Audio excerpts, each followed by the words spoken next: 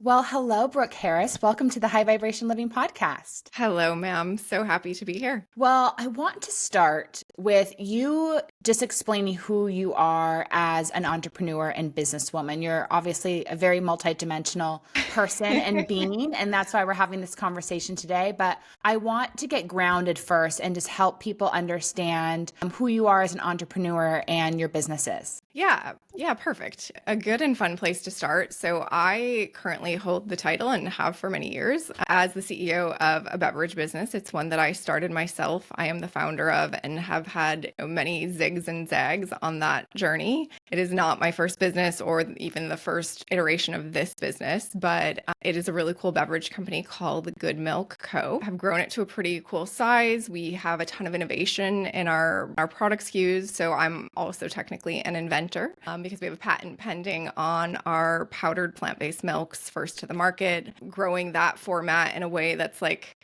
as we do as women, and certainly as women who become entrepreneurs, just every step of the way, looking at the market, the products, the systems in place, and seeing like, how could we do this better?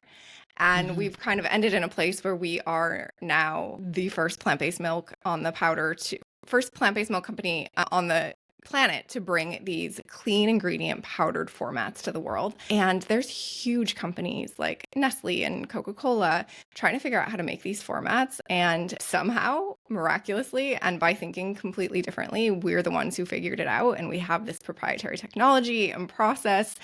And we're putting them out in the market and having a lot of success. And it's not only about the success, but like they're a huge solution sustainability wise, ingredient wise, people, planet, health wise.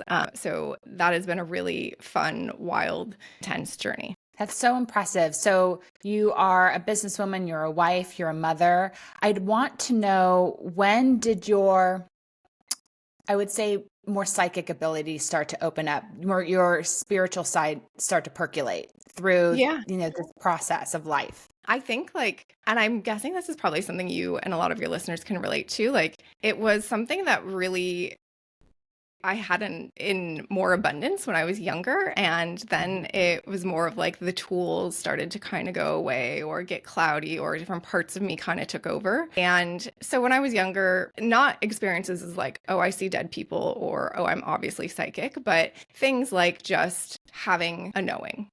For me, not to, go to a sad place, but I had a really rough childhood, super abusive parent, verbally, physically. And however, I always had this knowing that like this was a short time and I'm going to be out of this and life is going to be really good on the other side. Like, Wow. as a young kid, knew that. And that's like not, that's more of like a reassurance from outside guides and outside forces. That's not something as a young kid you really think about. You're very much living day to day. Hmm. So I always knew that. And then in general in life, like certain things happening, like I knew that they were going to happen before they'd happen, like little things like, scholarships for school. Like, yes, I'd still execute. I'd hear about it and I'd be like, I know that I'm going to get that scholarship or I'm going to win that contest. And I'd still have to do the execution, but like I would win it. Small things like condos or apartments, like it'd be like, I want to live on that street, or I'm going to live on that street in my next house. And I would, the exact perfect place that I would want would open up on that street. And that happened several times before I even knew my husband. Never wanted to get married. And I was like probably like 21, 22, bartending and in a bar where musicians played all the time. And I remember just looking at the stage, like watching a band. None of the guys were particularly attractive or anything. And just out of the blue, I had this thought and knowing, I'm going to marry a bass player. Like, I didn't even want to get married at that point. My husband is a bass Yeah. player. I didn't Yeah. know him. Like, a lot of little things like that. And then, I think my business journey has certainly been a journey of awakening, and I'm sure that you can relate to this. And when you're running a business, there's almost like no way not to come face to face with the spiritual stuff, the miraculous side of things, or the just like praying and begging that there are miracles out there for you, right? Yeah. And so a lot of miracles have happened in my business, a lot of things where there's like no explanation other than the energy that I have put forth or the guidance that I've asked for. And it forces you, with business, a lot of the triggers from my childhood came up. A lot of the not enoughness, the trying to prove it. And so it forced me, I've never been religious or really felt comfortable with organized religion. So for me, then it forced me, when I was looking for some answers or starting to explore it, forced me into this more new age spirituality of like just exploring and questioning things, the astrology, all of the paths, and started to just have a lot of fun exploring and gathering information just as tools for myself. Yeah. Which I think is how it always starts. Like we've got to help ourselves first, right? Like you do not want a spiritual healer or leader who has not worked on themselves. Not that they have to be perfect, but they have to be curious and on the journey of their own like self-discovery and expansion. And so have always dabbled. And one of the things that was my guiding light was I knew from a young age, I'd say like 17 or 18, that I didn't want my childhood to like haunt the rest of my life. I didn't want it to impact the rest of my life. So I knew I had to figure out a way to let all of that go and not let other people's actions impact my whole life. And I think that was kind of what led me into all of it. And then through it all, just a journey of awakening. And once you know stuff, you can't go back to not knowing. I had my own deep dark night of the soul about 2 years ago. And that was kind of the final catalyst that made me start to wake up, made me, was in a place, and I'm sure a lot of people can relate to this too, was in a place of like, who am I and what am I doing? Like, what is the purpose of all of this? What actually matters to me versus like what I've thought or been pretending matters to me? What is my purpose? What is meant to be my journey, my mission? And just started to like relentlessly dig into that. Like that was my mission at that time, was just to like understand it all, find myself, understand my true self, rip off all the layers of conditioning. Through that, like once you are connected to yourself, I believe you're automatically connected to also your higher self, your guides. Like it automatically takes you into the next level of consciousness. So if somebody that's listening is kind of where you are and their consciousness is just shifting, they're starting to see the world in a different way. They're starting to feel different. They're becoming more sensitive. They're asking those bigger life questions. I think there's so many tools out there that can help us understand who we are. I think that's like the beauty of astrology and a lot of these different practices. It helps us remember our baseline, like of all the skills and abilities that we've brought in for ourselves to help us through this journey. And then there's other tools that kind of can help us navigate where we are now. So I would love for you to share some of those tools that you first turned to that helped you. Yeah. I love all the tools, but I think it's important for people to know that they are just tools. The actual real answer is like, you have all the information that you need. You have the resources, you have the guides. Everyone has an ability to access their own guides. I 100% believe that. So at the end of the day, you have it all already. I think a lot of these tools are actually to help us kind of get out of our own way and help us get the logical brain out of the way so that we can actually connect to that knowing, because it's really just about getting back to that knowing. And so I think a lot of the things that I love to start on the journey are like, what tools help you to know yourself? Because I truly believe once we know ourselves, we love ourselves, and that already is an expanded level of consciousness. And then you can start to hear your guides. You can start to hear, like, see and know the things that are coming in. You can start to have more clarity.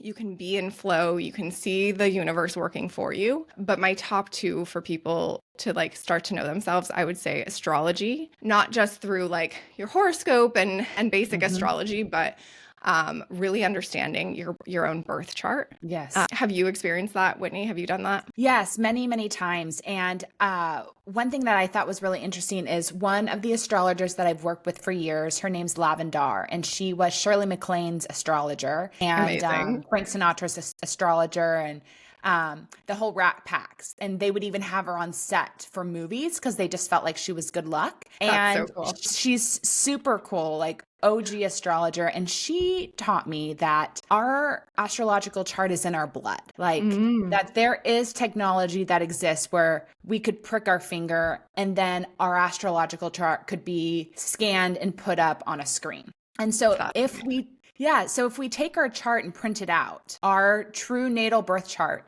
put it up anywhere in your house where you're going to see it every day, the codes of your chart will activate your blood. So if you feel lost, I love that. you aren't lost. You just need to read your Yes. codes. Yes. So I really suggest that everyone, when they're ready, gets their astrological chart read and start asking friends and get a few recommendations of trusted people, and then do some research on them. Go with the name, the look, the vibe that feels right for you. And just know that if you're going to really good astrologers, they're all going to kind of tell you the same thing, which is good. They're going to give you confirmation. Because I have about 3 astrologers that I work with.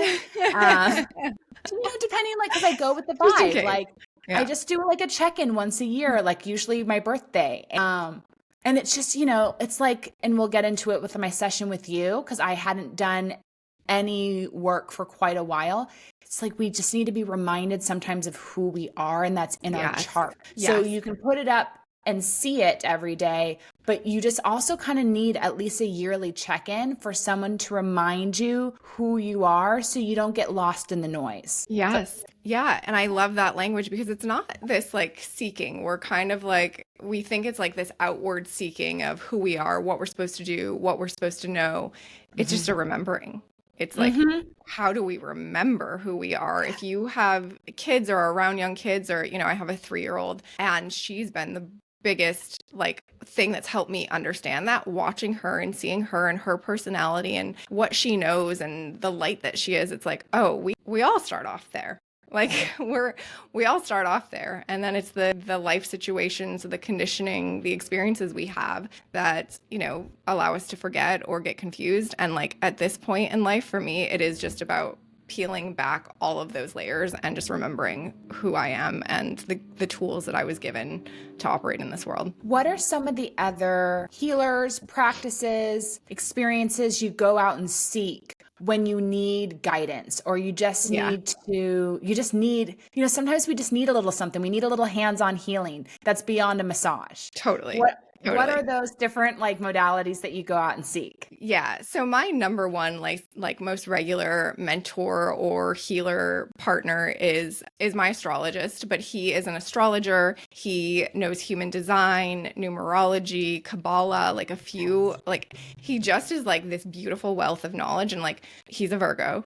So he knows it all very in depth and detailed, and the systems. And I got to a place where I was like, I don't want to know the details of all the systems. Like astrology, I'm very interested in, but human design, I resonate with it all, but I don't want to remember it all, know all the details. Like I want someone who can help remind me. And so we'll have regular sessions where, and as you know, astrology shifts so different as the sky's shifting, it impacts us differently. It's not just about knowing your birth chart, but then like, how is your birth chart being impacted at this point in time? And so that's been a really great tool to just understand, the shifts that are coming up for me. And a lot of times it's more of like a reassurance. It's like, okay, I'm feeling like it's go time. I'm feeling like I'm really ready to push things forward. And he'll be like, yes, that's right. That's because Jupiter is here and da da da da da. And, or what's coming up for me? Like what's around the corner? What should I be thinking about? And then if we need to dig into human design or astrocartography, as like, that's a really fun one, as my husband and I have been thinking about like where we're going to settle down. So he has a lot of really great tools. Human design, I love. Like I said, I've never been called to fully dig into it. I'm lucky because my best friend is a human design reader. So she constantly reminds me of stuff where I'll be like, hey, remind me what I'm supposed to, what this is supposed to mean for me. I do think energy work and energy healing is really incredible. I do think that's something you need to be really picky about, though. Yes. And on some level, all of this is energy work, right? We're all just like reading and reacting to energy. But I have a shaman in Palm Springs that if anyone, wants to DM me for her info, I think she's really incredible. There's some stuff like, past life clearing. There's some stuff that you just need, like you just need the magic for. Yeah. And then, I think overall, my own tools of my ability to channel my personal guides in a second, or like kind of be in that consciousness at all times. I use tarot and oracle cards, which are really just a channeling of guides, or either my guides or someone else's. And then the Akashic records have been a huge and incredible tool for me as well. Yeah. And I've gone through all the same layers as you, from human design, numerology, working with shamans, hands-on healers, traveling to places in my astrocartography, just being on that land and allowing it to heal me, mediumship work, you know, connecting with your spirit guides. It's you ultimately kind of do it all, but you then pick and choose what you know really resonates with you, that you need to dive deeper at and become your own practitioner for. So it's like when you get an injury and you're driving all over town, going to all these doctors, trying to do all the things that you need to do to heal. Yeah. You ultimately have to develop a practice at home, because you're never going to heal if you're driving around exhausting yourself. You have to figure out what you can do at home in your time and space to keep you moving at a steady space, then upward and outward. So which ones really resonated with you that you were like, I need to dive deep and become an expert, but I already am an expert because I know the skills already in me? Yeah. I think the astrology like was a really good reminder of my power. And like, that's a lot of us, that's what we need, is these reminders. And we need someone else to tell us, right? You know, and we probably need a few people to tell us.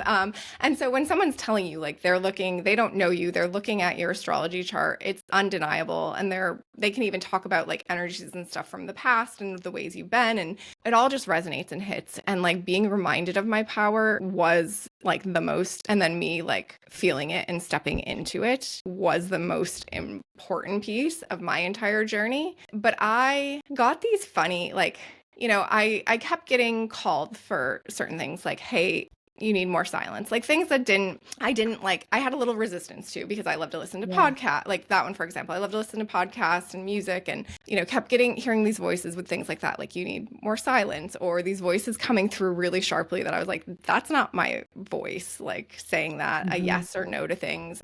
So I just started to listen on a really small level, like starting at like, what should my morning routine be this morning? Like, should I go for a walk? Should I go in the sauna? Like, yes or, you know, which one? Yeah. Small things like that. Like, what should I eat? Have to eat for lunch? Like, should I go this direction or that direction? I started listening to small things like that and kind of like testing it out. And then getting in tune with what the voice was. And I had actually been opening my Akashic records for years before, you know, I had this dark night of the soul, and loved it and used it as a tool, but kind of was like, is this really real? Like, this has to be real. This feels like a real experience, but is it really real? Like, doesn't matter, because I'm not telling anyone else about it, right? Like, it's just for me.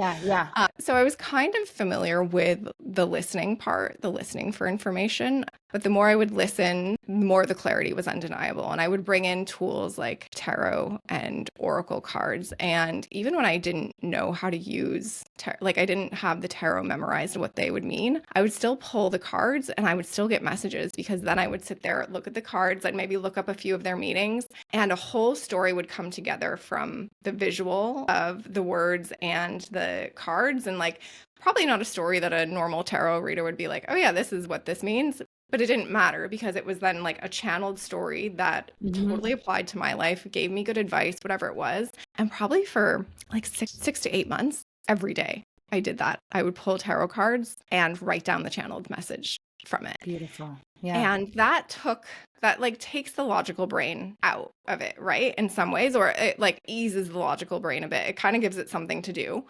But look, every time I'd read the messages back, I'd cry. I would be like, holy shit, this is so profound. My handwriting would change for the channel. Because you were channeling. Yeah, for the channeled messages. And I was like, this is not from my brain. Like, I did not think of this to tell myself, you know, or topics would come up that I like wasn't even thinking about. I was like, man, I hope an answer really comes through for my business today. And it would be this whole different answer and a different perspective of life, where it was like, okay, yeah, that's probably actually what I needed to hear today, not like something simple for my business. And so starting to do that and exercise like my communication in that way was like probably the most profound tool to trusting my own tools. And you bring up something that's really important, I think, for everyone listening, whether they are wanting to develop and lean into a psychic ability they have, or they just want to expand and strengthen any skill, is you have to touch on it every single day and build the muscle and the strength, and you get better and better and stronger and stronger.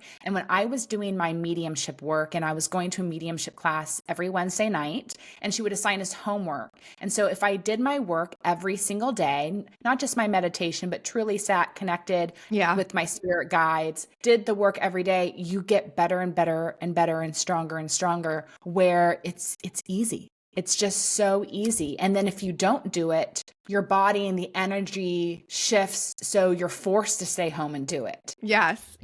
Well, and I think, I always wonder, like, is this why the universe gives us these like hard ass moments and hard lessons, and like why we do reach these like dark nights of the soul is because to get us into that mode of like, if life was going good and everything was feeling easy, like I wouldn't have been seeking anything or trying anything, right? Like now my mentality has shifted and I'm like, I'm just on the spiritual journey. I'm listening. Don't send me, don't send me the obstacles. I'm listening. But that's what it took. And I was in a place where, Whitney, like all I could do, my mantra was like, just show up.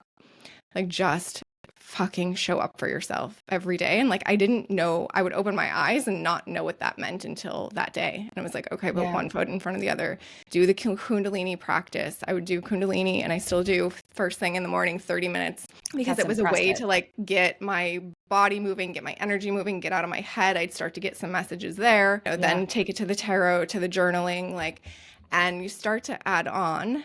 And then all of a sudden, these things are just like a part of who you are. And I would like never give up that routine. Now it's not like I do it for, because I feel like I have to, or because I'm just trying to show up and find answers. It's like, oh, this is what brings me joy to do in my morning routine. And it's how your body and your mind and your soul needs you to prime yourself each day in order to operate. That's what I find is like when people get overwhelmed by the idea of a morning routine, it's what does your physical, emotional, spiritual, and mental body need to prime itself so you can show up and go out and have the greatest, highest experience of the day. And then you'll come home and you'll wind down and you'll figure out the evening routine to also nourish the physical, emotional, spiritual, and mental body after you shared so much and experienced so much. It's a reminder that there is a lot to do. And so we have to create quiet time, and it's tough because that technology has like an energetic pull. And I find the only way the tech doesn't pull you is if you can put it in a place in your house where you don't see it and it's unplugged. Yeah. And I think like once you are committed to a routine and you start to feel the difference, it's like there's no way my phone's going to distract me from doing this. But it's like a combination of like grounding you for the day. But for me, it also like brings me to that different level of consciousness. So I can operate from that place instead of just being so in the weeds and being reactive to every little thing in the day. And there's such a difference in my day because certainly I have a 3-year-old. Certainly there's some days I don't get my full 2-hour routine in. And some days I don't get it at all, but that's pretty rare. But I notice a very big difference in the way I operate through the day when I do it and versus when I don't. So I have a question that I've started to ask my sous chefs, my culinary team, people that are in the food related industry, which you are, and you also are psychic and have a variety of abilities. I would love to know if there's ever a moment that you cook a certain food, you work with a certain food, a certain piece of equipment, and you have a past life flashback and what that past life flashback is. Oh, interesting. Okay. I have had some recently with like, it comes with like a lot of times with different seasonal foods, right? Like we shop, my daughter and I go to the farmer's market a lot. And so I would say it definitely happens like once a season or so where there's like something I'm just having for like the first time for that season. Like right now it's like persimmons and I just had lemon guava. Like lemon guava is certainly, have you ever had lemon guava? Oh my God. I'm going to look for it. It's super rare and it's like a super short amount of time that they're out. Usually it's like the farmers that grow, if you've ever had pineapple guava or like cherimoya or passion fruit, it's usually those are the farmers that have it. But like there's like 3 farmers that come to LA that have it. And it's probably my favorite food And I only get to have like a few of them a year because they're literally so hard to find, and then they're really hard to keep. Yeah. Like they're super delicate. I swear that's got to be like the fruit that is like the most abundant on the planet that I'm from. Like the first time I ever had that, like I know. Wait, I love that you just went immediately to another planet. Like I'm thinking you had a great past life on an island in the jungle. No, Brooke's on another planet with the lemon guava. It is, but it is just, it was like, the first time I had it, I was like, I knew I was having it for the first time in this life, but I was like, oh no, this is home. This is happiness. This is everything. Like, this is so familiar to me. And I just had some, and it was funny because I always forget the season. I always, I never remember. And we went to the market this Sunday, and literally on like Thursday or Friday, I was like, I really want lemon guava. Like, how amazing would it be if this was the season? I don't know if it is. My daughter and I go into the market, we buy all our stuff, we walk past all the stands. On the way out, I literally had a hit that I was like, look back. And I looked back at this table that I'd already looked at and walked past, and it had 2 cartons of lemon guava sitting on it. And I was like, the farmer must have thought I was crazy. I was like, oh my God, I need those. Like, and I brought them home and sat down and ate them in such joy. But I love that question. Yeah, I really love asking that question because I find it's universal. Of anyone that works with food, they all get a past life flashback. And it doesn't have to be good, it doesn't have to be bad. Yeah. But I think it's just a great reminder that we've lived so many experiences.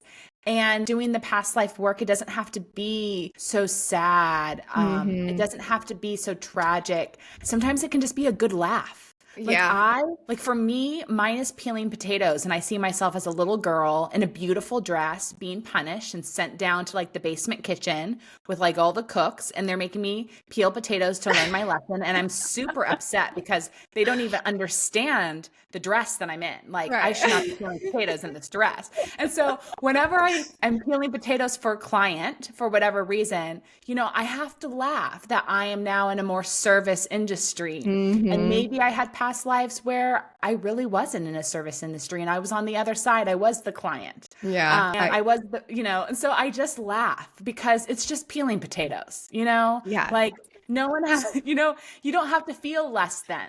Yes. Yeah. I mean, there's so much to be said around that. Like so a lot of times past life stuff comes up in readings that I'm giving. And at first I was really reluctant to go there because, like I don't want past life stuff to ever be a crutch for someone of like, oh, well, I dealt with this in a past life. I usually share if it makes sense of like, hey, this is the reason you're feeling this way. It's not for you in this lifetime. Just let it go. Yes. So past life stuff is really interesting. Like sometimes people really want to dive in. And for me, I feel a lot of it, it's like, I'd rather look forward.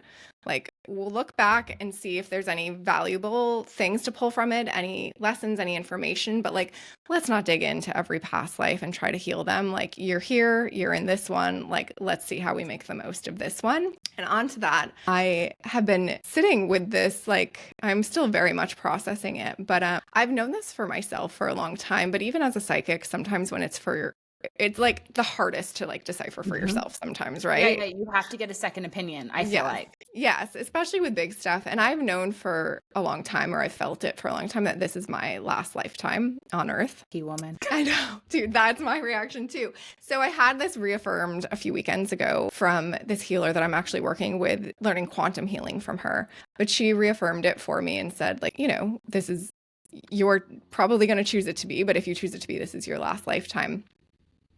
And just like you, my immediate reaction was like relief. Like I cried and I was like, thank God. Thank God I felt that. And like, I'm good with that. But then as I sat with it, and I have one client specifically that I told it was her last lifetime too. And she's a friend. And I didn't realize the gravity of it when I had told her, because I'm just sharing what's coming from the Akashic. And it was very clear.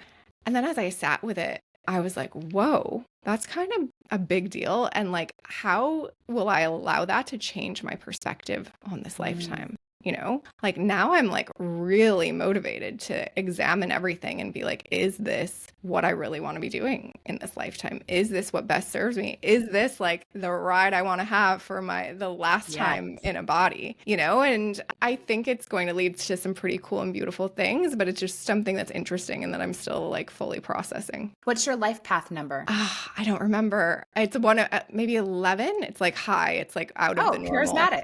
It's out of maybe is that the life path? I don't know. 11 is super charismatic. Like you walk, when 11s walk in the room, everyone turns around and looks at them. My brother's an 11 life path. Love that. Professional athletes that are very famous, like a Michael Jordan, they're 11 life paths. It's easy. Yeah, you light up a room. People are drawn to you.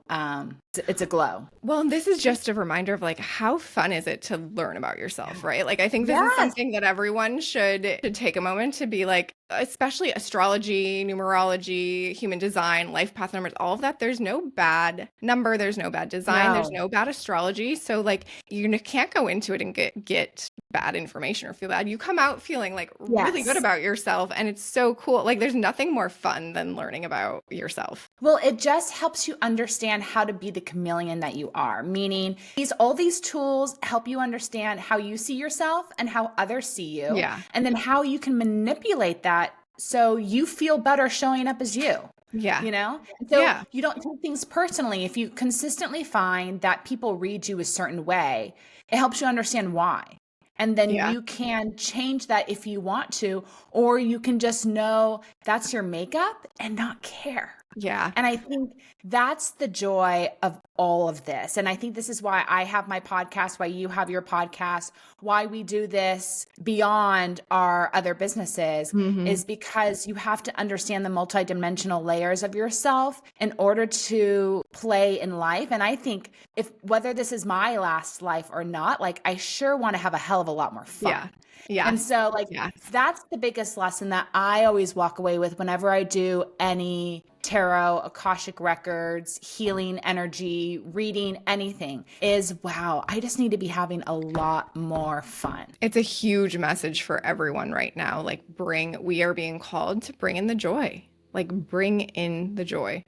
That's been my number one like mantra, my priority for this month, and probably will be for the next few months is like be joy, be in joy, bring joy, feel joy, experience it. Like joy leads to all the things, love, abundance, flow, ease. Which is great because we're moving into the holiday season. And in December, the interesting thing is whether you celebrate Christmas or not, you'll see a lot of Christmas decorations that say joy. Yeah. It's usually always like a dove and the word joy. I feel like that's the tchotchke you're gonna see everywhere, right? Like yes, and now everyone's gonna notice them 10 times more too. Which I think is great because another great healer I love working with, Dr. Scott Robinson, who I've had on my podcast, he always reminds me that joy is the highest level. Happiness is just a human experience, a human vibration. It's actually low. Yep. Joy is so much higher. So we shouldn't be seeking happiness. We should be seeking joy. Yeah. I love that. And joy, you can even just feel the different vibration in the words, but you can feel joy like coming up through like the core of your body and like almost like you can't contain yourself. Yeah. It makes you like a kid and playful. Yeah. But for the listeners who still want to better understand what a session with you looks like, can you explain your process from the moment that someone goes onto your website and books a session? Yeah, absolutely. And, I call them oracle sessions. And that language was given to me through my own guides in the Akashic, when I was in the Akashic records. And actually had to look up and they said use the term oracle for yourself. So I had to look up what an oracle was. I mean, I kind of knew, but was like, wait, that's not a word that I've used really in life. And so I've kind of branded, myself a modern oracle. And I think there are many others out there too who have the same abilities. But what it means for me is that I bring together all of the tools that I have, or a bunch of different tools, whatever the moment's calling for. I bring those together to help bring the best information, answers, clarity to the person I'm doing a session with. So you go on the website, you sign up for a session, and there will be a prompt that asks you a few questions. So you send those questions through, and those questions I use before I meet with you. And I sit down, I call upon your guides and my guides. I do some psychic channeling. I pull cards. It can be just tarot cards. It can be tarot and oracle. It can be, I have a few different decks. So whatever I'm called to. And I get a lot of information through the cards, which are usually just your guides kind of communicating with me because they're newer to me. It's easier for them to communicate through cards. And so coming into a session, so then we're going to do a 1 hour like face-to-face session via Zoom, or it can be in person. But then coming into a session, I already have a lot of information. So we don't, one of the reasons I love to do it that way is like, we can really start with the meaty stuff right away. Like I don't have to ask you much of the basics. I don't have to get background to understand, because when I'm in the Akashic records, and that's what we open when we're in the session,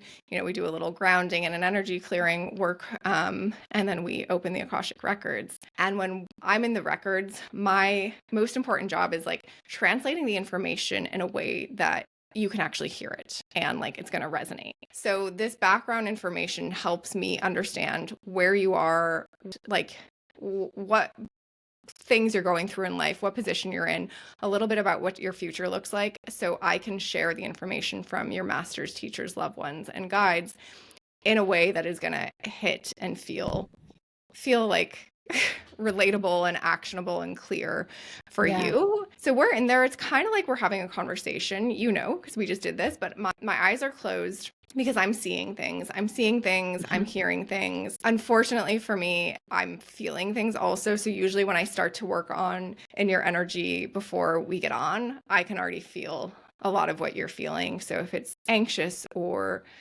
sometimes I feel a little bit nauseous. I had someone recently where I was choking and like coughing, having a hard time speak when we first got on, because she just had like so much energy stuck in her throat and, not using her voice. And so unfortunately for me, I'm feeling a lot of the energy that you feel, which I think is a good thing. And always by the end of the session, that energy is gone and lifted. And my hope is that signifies it is gone, or at least lifted some for the client as well. But when we're in the session, my eyes are closed. I'm really just trying to channel as much as possible and hear what they have to say. And let me tell you, the masters, teachers, and loved ones are chatty AF. Like they are giving me a lot of information. Literally every word that a client says or every sentence, they have a lot of information to share. So I'm just trying to bring that information down again in a way that is clear for the person that I'm relaying it to. And I've found some techniques in there, and also for me to kind of guide where we start with the questions helps, because a lot of times there are issues or things or information they need. Someone could want to know about 10 things: relationship, purpose, career, past lives.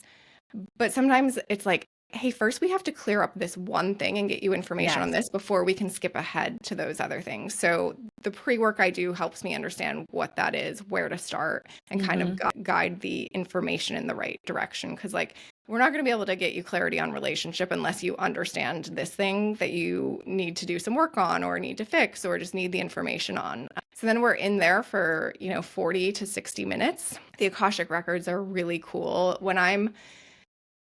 And you can probably speak to this too, Whitney, when I'm channeling or doing psychic work, I feel like it is a higher level of consciousness. But when I go into the records, I walk out of that level of consciousness and get on a rocket ship, and like, I'm in a whole other 10 levels up of consciousness. So it's really beautiful to see what they versus what I've already uncovered, because it's always aligned, but they just also have a much higher perspective on it. So we're in there, we're getting information. The Akashic records are the records of all souls in all lifetimes, past, present, future, everything that's ever existed. And so a lot of people, and I've kind of moved away from using this language. I'll use it because it's simple here, but a lot of people say it's like the Google for your soul. You can ask it You can ask literally any question and get answers. And that is true, but that's not the way to use it. That's like for the highest good of the client for me. Like I said, it's like there needs to be a little bit of like a breadcrumb trail that we follow, because you can't, there's information in there for your higher consciousness, right? But if you're not in a place where you can understand that, like sometimes we have to raise your vibration, raise your understanding, raise your consciousness. And then it's like, okay, now we come back and we can get this other information that now you'll understand and will make much more sense. Yeah, it's why you have to be ready for the information. So you can never make a spiritual appointment for someone. They have to make it themselves. Yes. You can, if they ask about it, you can lead them to the practitioners that you think would be best for them, but they have to take the next step and make the appointment. And I feel like all these readings in the Akashic records is the same way. As you have to be ready to hear the information, and then you have to be ready to accept it and move forward. So that was one of the questions I had. And I think a lot of people have sometimes is you get this information and you're like, all right, I was right. I need to let go of this. Let go. And then like nothing happens. Like you can't seem to let go.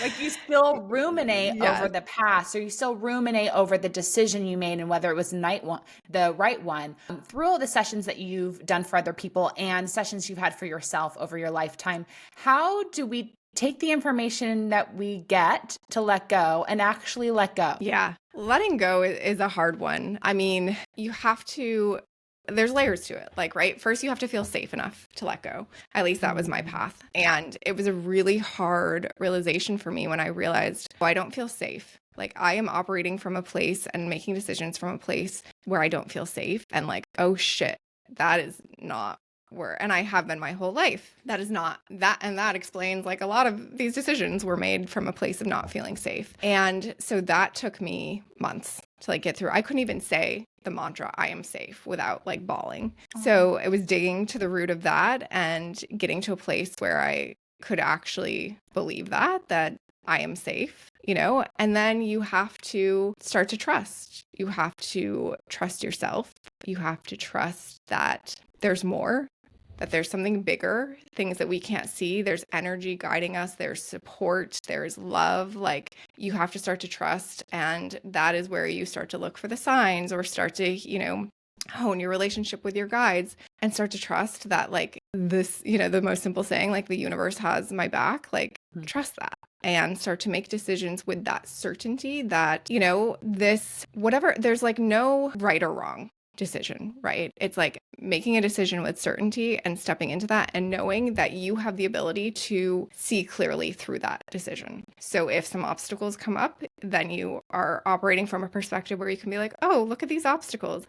Let me dig into why, versus being reactive and ignoring them and trying to push through. Or, you know, if good things happen and you feel really in flow, you can recognize that too and be like, wow, this feels in flow. I'm going to do more of this. And so it's just like starting to trust and then creating that relationship of certainty. And it will show you that the more you trust, like the more you should trust. And it's not even something that you have to like exercise and do.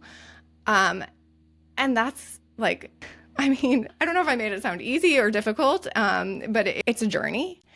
And in that journey, you start to realize like all the little cliche things that we have said, but don't really exactly know what they mean. Like everything happens for a reason and the universe has your back and things like that. You start to really understand what those mean and see from that perspective, and you just start to let go. The other question I had, which came up in our session, and I feel like I've heard people say something similar before, which is like walk through the portal. Like it's time for you to walk through the portal. It's time for you to move through the upgrade. And I've heard that line before. And it's like, all right, it's like, all right, I'm ready. Like, I just want to walk through the portal. I just want to walk through the tunnel and get out to the other side, where it's like, you know, you park in the parking lot, you walk through that underground tunnel, and then suddenly you're at the beach and it's beautiful. And so I've been marinating on that the past few days. And I'm like, how do I walk through? Like, how do I get upgraded? And then it reminded me of something Dr. Joe Dispenza has said. And I've gone to one of his conferences. And of course, he says this a lot in like the videos that you see on social media is you have to start showing up every day as the future version of yourself. So if there is this vision I have of my life, of who I am, then I need to start playing the character today. I can't wait to be in the future to start playing that character and for all to come together. Yeah. So when you or any practitioner says walk through the portal, is that what you're referencing? Almost just start showing up as the future you today. I think on one level, yes, I think that is a good way to think about it. I still think that keeps some people feeling a little bit lost, right? And it almost feels, it's almost like you're forcing your way through.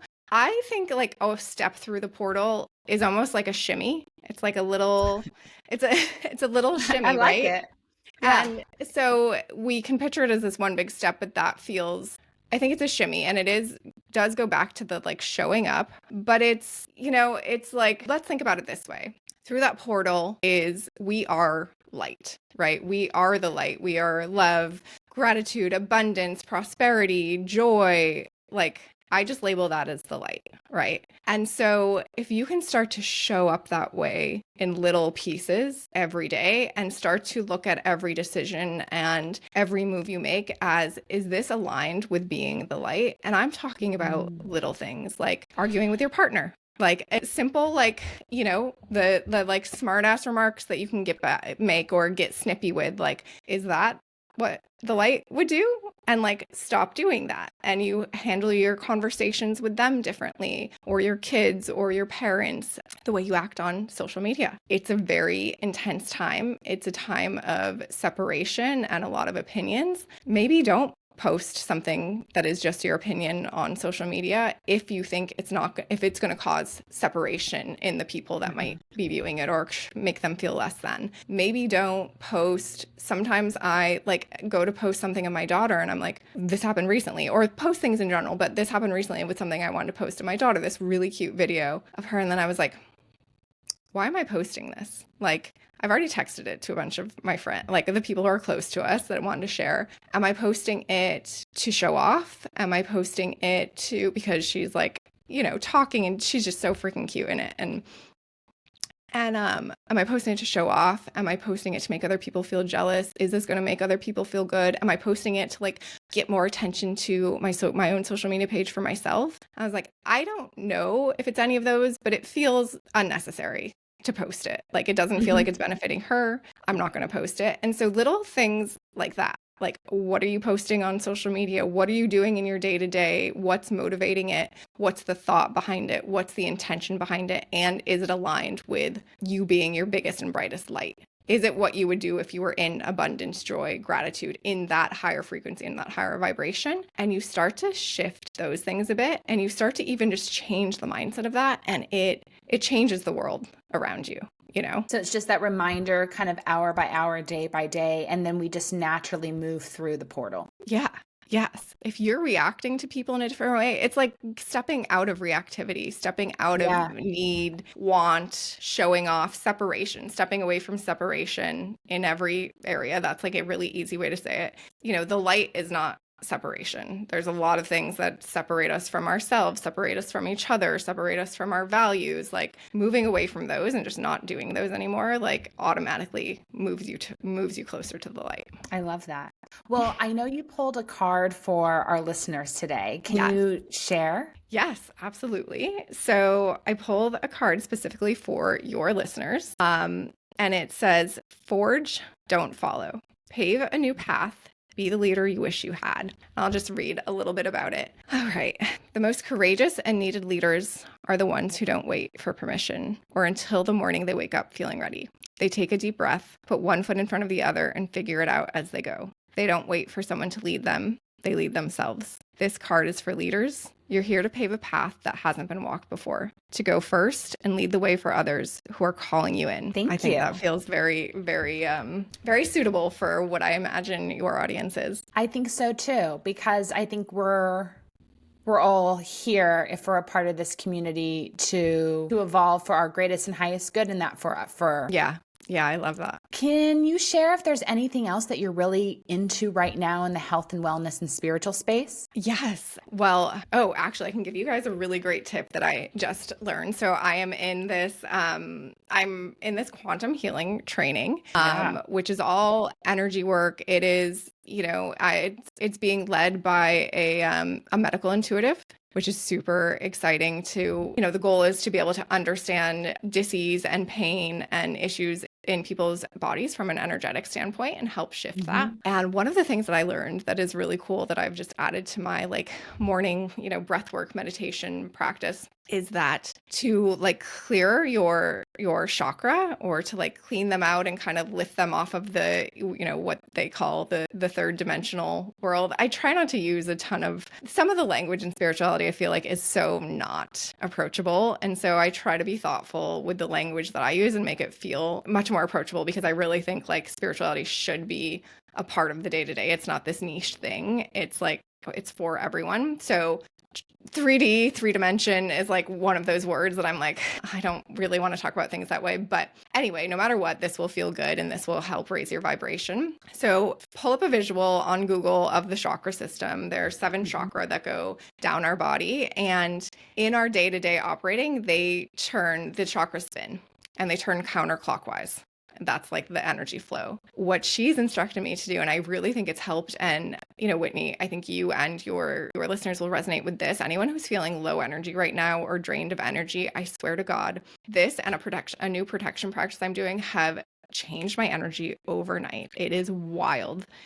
You go in visually, visit each chakra, and you just give it a few little turns counterclockwise. Counterclockwise. Yes. And that changes the vibration that they're spinning at and increases your vibration. And as her language would be, it lifts you from the third dimension into a higher dimension. But energetically, it just feels really good. Okay. I'll try it. Yeah. I love it. Please do. So I'm learning a lot there that I'm really excited about and excited to integrate into my Oracle sessions. And then another thing that I think is an important message that has come up, it's been coming up for me a lot, just seeing stuff on social media and through my own channeling work, but came up in a session this morning and was very clear from the Akashic records is I think it's important for people to know that these you'll see some healers and even some people generally talk about dark entities, dark forces, evil energies. The message I've gotten loud and clear, and Whitney, I'd be interested to hear if you've gotten this, is that is not real. That is not real. There are no dark forces. There's darkness, but there's darkness in a very human way of fear or anger or sadness. But there are not these mystical, magical, dark forces. Anything that's in the expanded consciousness, the mystic, the magical, is all light. And when there's light, there cannot be dark. So that feels I'm still digging into that, but that message came through so clear this morning in a reading I had with someone who was worried that they had dark entities following them. And it was so interesting. I've heard Shakti Sita talk about this a bit, and that it's almost all in your consciousness. If you think that there's someone hiding in your bushes every time you get home from work, it's all in here. There's nobody there. Yes. At the same time, because I see ghosts, it's multidimensional. Yes. There are a lot of beings, things can follow you, but it's not necessarily bad. Right. So I've had a lot of ghosts follow me. I don't go to graveyards. Everyone in my family knows I don't go to graveyards. And my family loves family history and we love traveling all over the world. So we tend to go to graveyards because it's also certain places in the world like Louisiana, Cuba, they're known for their graveyards. So people go to graveyard tours to see the art. I can't go because souls will come home with me. And then I'll feel heavy, exhausted. I'll start crying all the time. And I have to do all this energy work to clear them off me. but they aren't bad. They aren't Right. evil. It's not black and darkness. It's Right. just energy. And I think that's a lot of like what we do about like shielding. It's not like because we're scared of darkness. It's just there's a lot of energy moving around. And when we can make sure that our vessel is our vessel, Yes. we feel better. And 100%. so Yeah. I'm definitely leaning into that. What's interesting when it comes to like the medical medium, the quantum healing is I do notice like when I have physical pain in my body, like last night when I was laying in bed, I started to feel the pain in my knee from a skiing injury I got in May. And so I went into my knee and I saw the pain and there was black and gray and I just had it sucked out. The black and gray, Yes. oftentimes referred to as like dark matter, but I just had that pulled out. And I didn't even think about the knee pain last night until we started talking, until you started to bring this up. And I was like, oh my God, I totally healed my knee pain last night because I just pulled out the dark matter that I saw in there. But like, it's not bad or good. It's just how the pain was showing itself. And so I just pulled it out and now I'm free of it. And, we have a lot to learn. And so I think we get to use the words that work for it right now and then know that the verbiage is going to change. Yes. Yes. I love that. I mean, as you brought up Joe Dispenza, like all of this is really getting to the reality, which is we create our own reality. We are the creators. And that's where spirituality, organized religion, like I felt a disconnect from in the past because it has been so unempowering. It's like, no, these figures, these gods, these whatever, these are what we're supposed to be giving our power to and like praying and hoping that they'll have mercy on us, Yeah. But that is not the truth. And I think a lot of people are waking up to the truth. Is like, you have all the power. Like you have the power to create the life that you want. You have all the guidance. You have all the knowledge. You have all the wisdom. You have all the tools. And it's just about remembering that and like not giving that power away to anyone else. I do. Lastly, before we go, I do still have an internal conflict. I think many people get to create their own reality, but I do think there are people that have a divine path. And the little things throughout their path, they get to create. Little moments of the day, little decisions that they make, they can veer off course.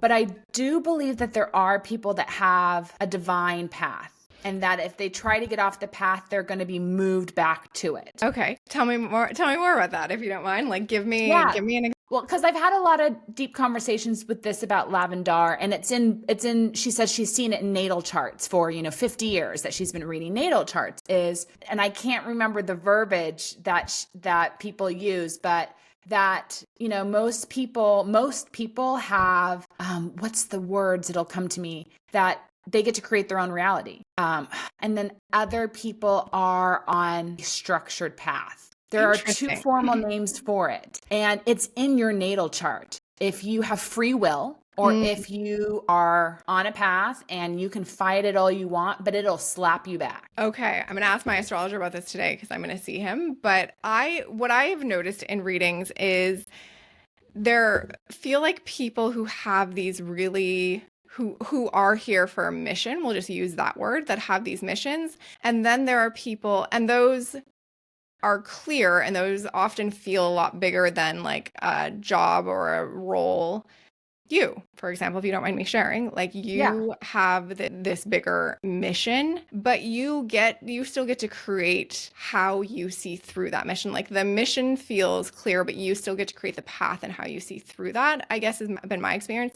And then there are people here who their purpose is really more to just it's really more, I don't want to say smaller, but it's just different. It's not this have like a human experience. It's more about having the human experience and enjoying that and making the most of just the people that they touch every day and that are in their life and their own experience versus people who are here to be a bigger part of like raising the collective consciousness. So I would say I've noticed those two different categories. They both still feel, to me, at least in the consciousness that I'm aware of, like there's still a lot of free will involved, but to what your point, like you're going to get on that mission one way or another. Yeah, Like, you know, they slap you back. yeah, I'm telling you. I'm yeah. telling you, from being on this planet for 43 years, they slap you back. Yeah. You can try to fight it, but like, whew, It's they will that. make you stay on the path. Yeah. And actually, that makes a lot of sense because a lot of my readings, I'm like, ooh,